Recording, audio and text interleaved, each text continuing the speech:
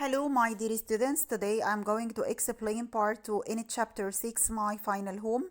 السلام عليكم ورحمة الله وبركاته طلاب الصف الثالث الإعدادي. النهاردة هنشرح إن شاء الله الجزء الثاني من الفصل السادس، وبكده هنكون خلصنا قصة بلاك بيوتي. Let's remember what happened at the end of part 1. تعالوا نفتكر إيه اللي حصل في نهاية part 1. اتفقنا إن بلاك بيوتي was sold to a man called Skinner. This man wasn't kind. He didn't give Black Beauty enough food or enough rest. They worked for 7 days a week. يعني كانوا بيشتغلوا 7 أيام في الأسبوع. Mr. Skinner didn't give Black Beauty enough food. ما كانش بيديله أكل كويس. He didn't look after him well. وما كانش بيعتني بيه كويس. طيب بنقول كمان إن Black Beauty was sure that Mr. Skinner was the same person who made Ginger weak and sick. وكمان بلاك بيوتي من الوصف اللي هو وصفه لمستر سكينر، هو كان متأكد ان هو نفس الشخص اللي كان مالك لجينجر وجعلها طبعا تبقى ضعيفة ومريضة. تعالوا نشوف in this part what would happen to Black Beauty with this unkind man. تعالوا نشوف ايه اللي هيحصل لبلاك بيوتي مع هذا الرجل القاسي. طيب بيقول لي ايه بقى؟ بيقول لي one day we waited outside a station for a train to arrive. بيبدأ بارت 2 بان هم مستنيين فين؟ outside a train station، مستنيين بره محطة القطر. They were waiting for a train to arrive، مستنيين القطر يوصل. Why? To take passengers to their homes or to other places، يعني مستنيين ياخدوا الركاب ويوصلوهم لبيوتهم او لأي مكان يطلبوه.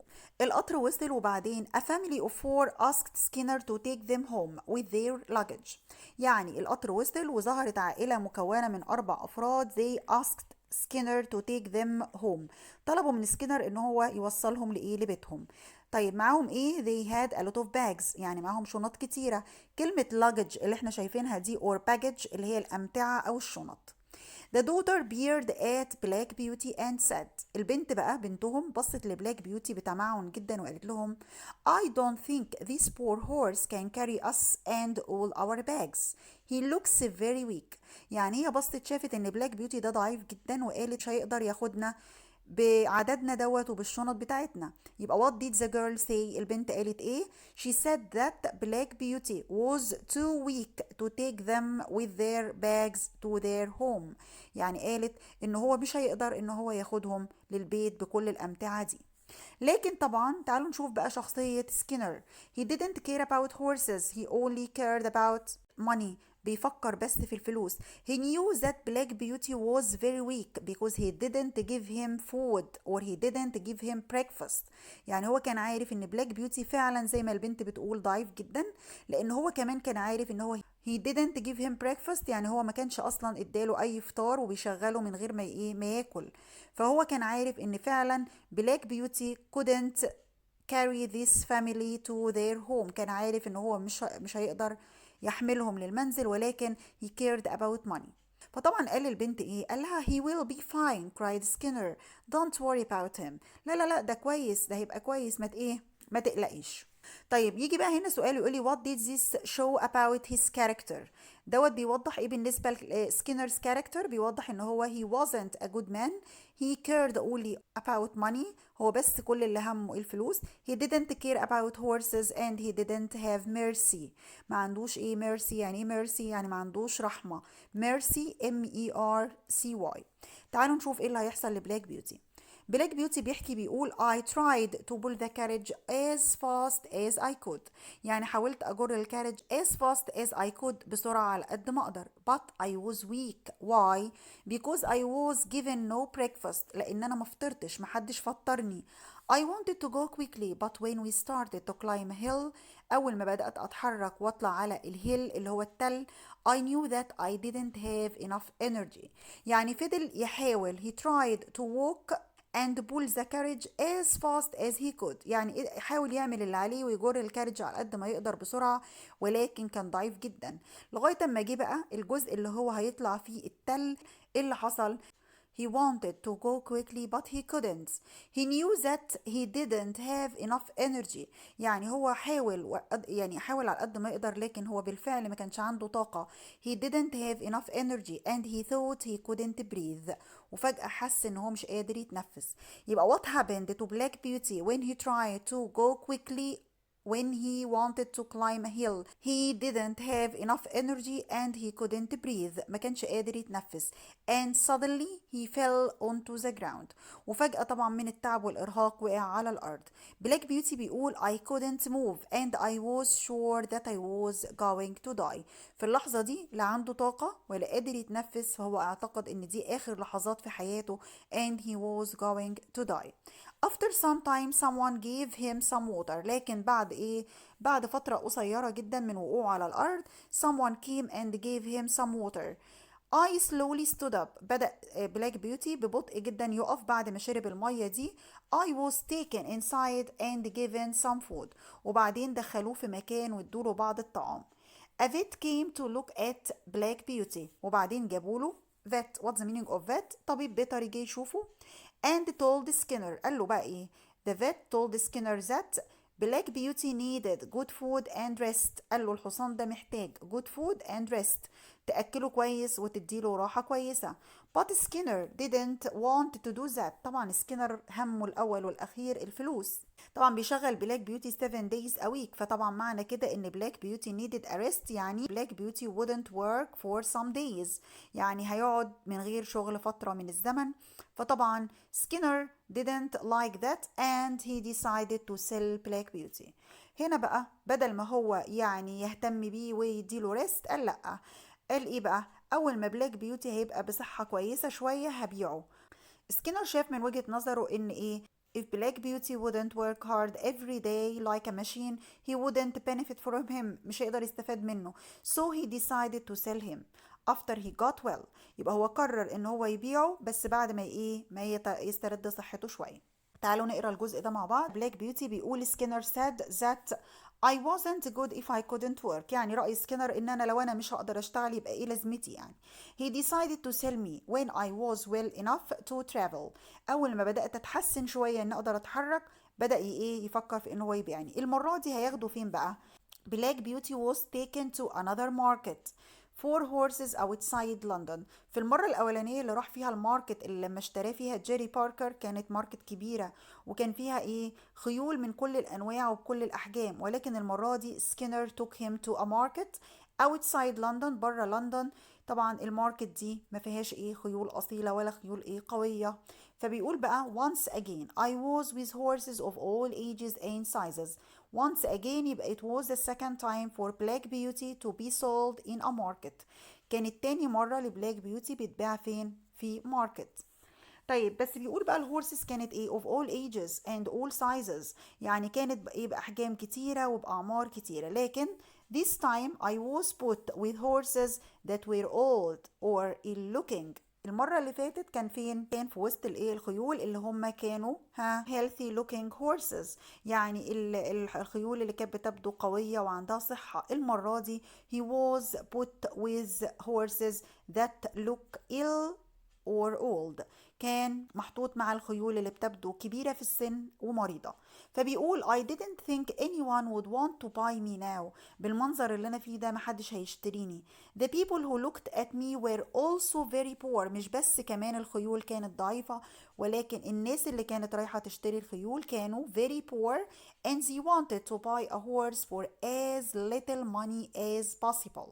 يعني ايه الكلام ده؟ يعني people who went to this market wanted to buy a horse for a little money، يعني عايزين يشتروا أي نوع من الخيول بسعر قليل لأن هم كانوا poor people. However، هنشوف الأمل اللي هيظهر لبلاك بيوتي في اللحظة دي. However, not all of the men were poor. مش كلهم كانوا فقراء. An old farmer with a kind face and his grandson stopped to look at me.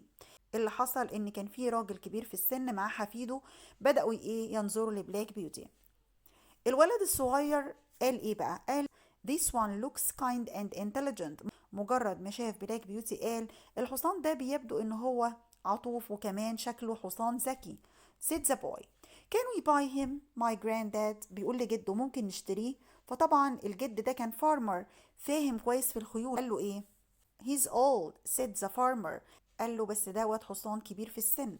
I'm sure he used to be a good horse but there is not much he can do now. يعني بيقول له بما اني بفهم في الخيول انا شايف ان الحصان ده ومتأكد ان الحصان ده كان فعلا حصان كويس، بس دلوقتي there is not much he can do، يعني بالصحة اللي هو فيها دي مش هيقدر ايه يفعل الكثير. فالراجل اللي خد بلاك بيوتي عشان يبيعه قام قايل لهم ايه، he is not as old as he looks، لا لا لا، هو مش كبير في السن زي ما انتم شايفين. كل الحكاية he was used for driving taxis and became ill. كل الحكايه ان هو بس كان بيشتغل شغلانه صعبه، كان بيجر الايه التاكسز، وعشان كده اصبح مريض. with a little rest he will be a good horse again، ومع الراحه هيكون حصان كويس.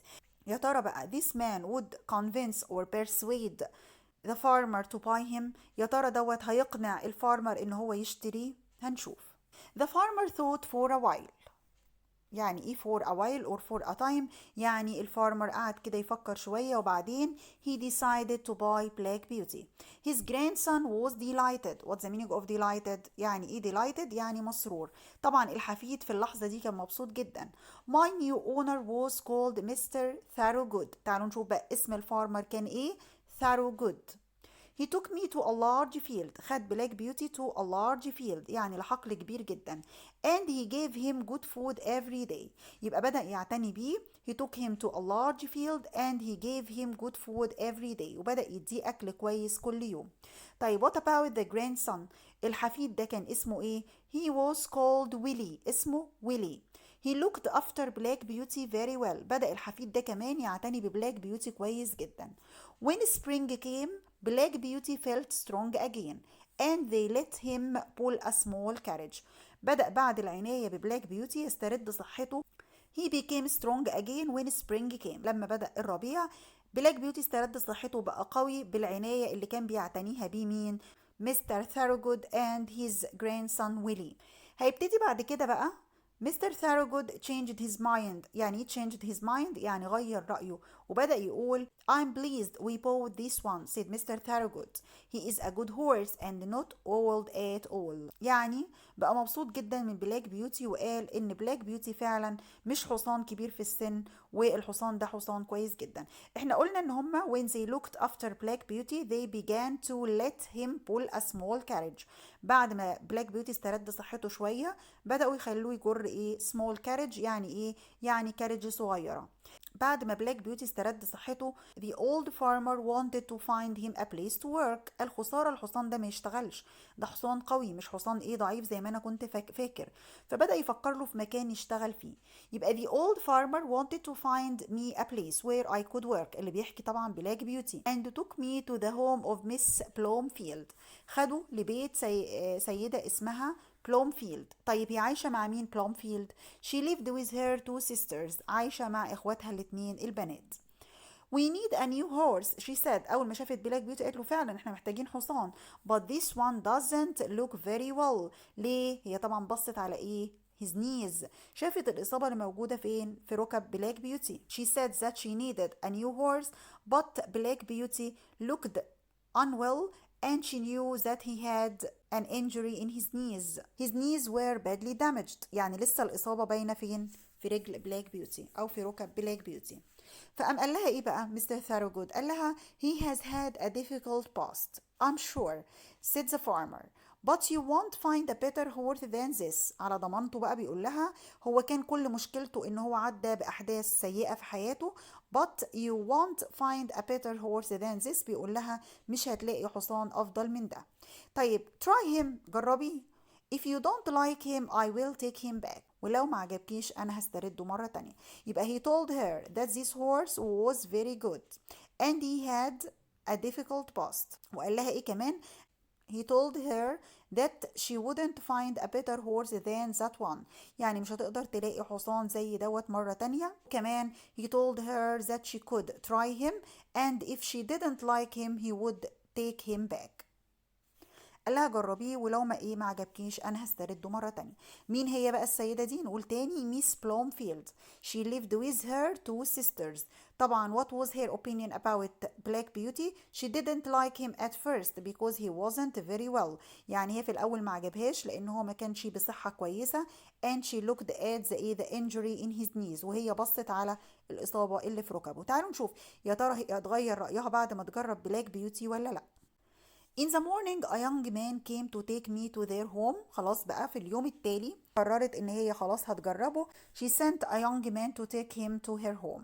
يعني بعتت الهيلبر بتاعها هياخد بلاك بيوتي وهيجيبه للبيت بتاعها. اول ما راح الشاب دوت لبيت سارة جود and looked at black beauty وبص لبلاك بيوتي قال ايه بقى؟ He has a white foot and a white star on his forehead. طبعا بنقول forehead or forehead. قال غريبة جدا الحصان دوت عنده وايت فوت، عنده قدم بيضاء وكمان عنده النجمة البيضاء اللي موجودة على الجبهة like black beauty. ده عامل زي black beauty he said. وبعدين بص كويس كده وقال له gosh. طبعا الجاش دي يعني فيها تعجب. I think it's black beauty. ده مش هو شبه بلاك بيوتي، ده هو بلاك بيوتي. Do you remember me? I'm Joe Green, the boy who made you ill. نرجع نقابل تاني جو جرين لو فاكرين، الولد الصغير اللي كان 14 years old who made black beauty ill، اللي تسبب أو caused black beauty to be ill، اللي تسبب في مرض black beauty because he didn't have enough experience at that time، لأنه ما كانش عنده خبرة في الوقت دوت وعمل wrong things اللي هي الحاجات السيئة أو الحاجات الغلط اللي تسببت في مرض black beauty. Did black beauty recognize him؟ يعني what's the meaning of recognize؟ يعني ايه recognize؟ يعني اتعرف عليه. قدر ان هو يتعرف عليه. طبعا black beauty بيقول I couldn't recognize him at first. ما قدرتش اتعرف عليه في الاول. I remembered the young boy who was only 14. انا فاكر الولد الصغير اللي كان عنده 14 سنة. Now Joe Green became a tall and strong man. يعني راجل طويل وراجل قوي، فالشكل اختلف تماما. But I knew it was Joe and I was happy to see him again. لكن بعد كده عرفت ان هو جو جرين وكنت سعيد جدا ان انا اقابله مرة تانية. جو جرين طبعا اول ما شاف بلاك بيوتي بالحالة ديت بيقول له I can see that not everyone has treated you well. واضح جدا ان not everyone treated you well. يعني ايه؟ يعني مش كل واحد قبلك في الفترة اللي انا سبتك فيها اتعامل معاك كويس. واضح جدا من الشكل ومن الايه، من الضعف اللي فيه black beauty. يبقى why did he say these words؟ ليه قال له الكلمات دي؟ because he could see that black beauty wasn't strong and wasn't healthy as he used to see him before. يعني لانه هو قدر انه يشوف ان بلاك بيوتي اتغير، صحته مش زي الاول، شكله مش زي ما كان في بيت مين بقى. تعالوا كده نفتكر جو جرين ده كان مع مين؟ كان مع سكواير جوردن. كمل بقى جو جرين وقال but you are a good horse we should keep you that's for sure. بس انا متأكد ان انت حصان كويس جدا واحنا هنحتفظ بيك بالتأكيد. بدأ جو جرين يكلم ميس بلومفيلد and her sisters. بدأ يكلمها هي وإخواتها عن بلاك بيوتي وقال لهم he told the women that he was once Squire Gordon's favorite horse. قال لهم ده كان أفضل حصان أو أكتر حصان مفضل عند سكواير جوردن. and when they took me for a drive، بلاك بيوتي بيحكي بيقول أول ما خدوني for a drive I knew they were pleased with me. يعني أول ما جربوه اتحركوا بيه they were pleased with him، كانوا مبسوطين جدا بيه. بلاك بيوتي بيحكي وبينهي القصة وبيقول I have lived in this happy place for a year. عدى عليا سنة في المكان ده. جو is now very good at looking after me. جو دلوقتي بيعتني بيا كويس جدا مش زي ما كان زمان. My work is easy. العمل في البيت دوت كان سهل جدا. And I feel strong and healthy again. استرديت صحتي وبقيت قوي مرة تانية. So here my story ends. My troubles are over.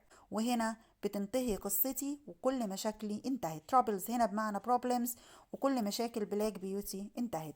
بتنتهي قصة بلاك بيوتي طبعا بنهاية سعيدة with Miss Blomfield, her sisters and Joe Green. Now it's time to answer some critical thinking questions. تعالوا نشوف الأسئلة اللي ممكن تقابلنا على الجزء دوت. بيقول لي Do you think that Black Beauty would do well to Skinner؟ تعتقدوا ان بلاك بيوتي هيؤدي بشكل جيد مع سكينر؟ why or why not؟ طبعا I don't think so. ما اعتقدش. No, I don't think so because Skinner wasn't a good man. He didn't give him enough food or enough rest. So Black Beauty wouldn't do well to Skinner because he wouldn't have energy. مش هيكون عنده الطاقة اللي تخليه يشتغل كويس مع هذا الشخص. Question number 2 بيقولي why do you think that Skinner makes Black Beauty work so hard؟ تفتكروا ليه سكينر كان بيخلي بلاك بيوتي يشتغل شغل جاد جدا وصعب جدا بالشكل ده؟ ممكن نقول I think he wasn't a kind man and he didn't care about horses. He cared only about money. يعني هو كان كل اهتمامه الأول والأخير بالفلوس، لأن حتى لو هو فقير كان المفروض يكون عنده شوية رحمة بالخيل اللي هو بالخيل اللي معاه. طبعا إجابة الكتاب كاتب بيقول he was very poor and he had to work hard to get enough money to live. He probably didn't think that the health of a horse was important. Question number 3 بيقول لي at the station do you think that Skinner knew that Black Beauty was too weak to carry the family and their bags؟ يا ترى عند محطة القطر سكينر كان عارف ان بلاك بيوتي مش هيقدر يحمل الأسرة دي ولا الشنط بتاعتهم why or why not؟ ايوه انا اعتقد ذلك، يبقى yes I think he knew that. اعتقد ان هو كان عارف دوت because he didn't give Black Beauty food and he didn't give him breakfast. هو اصلا مداش لبلاك بيوتي فطار علشان يكون عنده القوة ان هو يقدر يشتغل but he needed to take the family to get money. يعني هو كان عايزه ياخد العائلة لمجرد ان هو ياخد فلوس. يبقى الكتاب كاتب ايه بقى؟ بيقول I think that he knew that although he told the girls that Black Beauty was okay، بالرغم ان هو اخبر البنت ان Black Beauty صحته كويسة وهيقدر يكمل he needed to take the family to get more money. عايز بس ايه يوصلهم عشان يحصل على الفلوس. Question number 4 بيقول لي why do you think that Black Beauty was sold at the part of the market where the horses were old or ill-looking؟ المرة دي هو ليه Black Beauty اتباع في الماركت في الجزء اللي بيتباع فيه الخيول المريضة كبيرة في السن؟ طبعا ده واضح جدا وبديهي جدا because Black Beauty became so weak and ill، لأن هو كان بيبدو عليه إن هو أصبح مريض وأصبح كبير في السن، فطبيعي إن هو يقف مع الخيول دي. يبقى because Black Beauty looked so old and so ill. Question number 5 بيقول لي why do you think that Skinner told the girl not to worry after she said that Black Beauty looked too weak to carry their bags؟ ليه بقى تعتقدوا ان سكينر قال للبنت اللي هي بصت طبعا لبلاك بيوتي وقالت ان هو مش هيقدر يحملهم ولا هيحمل شنطهم، ليه تفتكروا قال لها ان هي لازم ما تقلقش؟ because he didn't want to lose money، مش عايز يفقد فلوس ولا يضيع فلوس. he had to work 7 days a week to get money even if his horse wasn't well or even if when his horse was weak or ill. Now we have finished chapter 6. دلوقتي احنا خلصنا الفصل السادس وخلصنا قصة بلاك بيوتي. اتمنى تكونوا استفدتوا، واتمنى كمان ان لو عندكم اي تعليق تعلقوا او تقولوا لي اي سؤال انتوا مش فاهمينه، ونحاول طبعا سبسكرايب للقناة علشان نقدر يوصل لنا كل فيديو جديد and share this video. Thank you for watching and see you next time.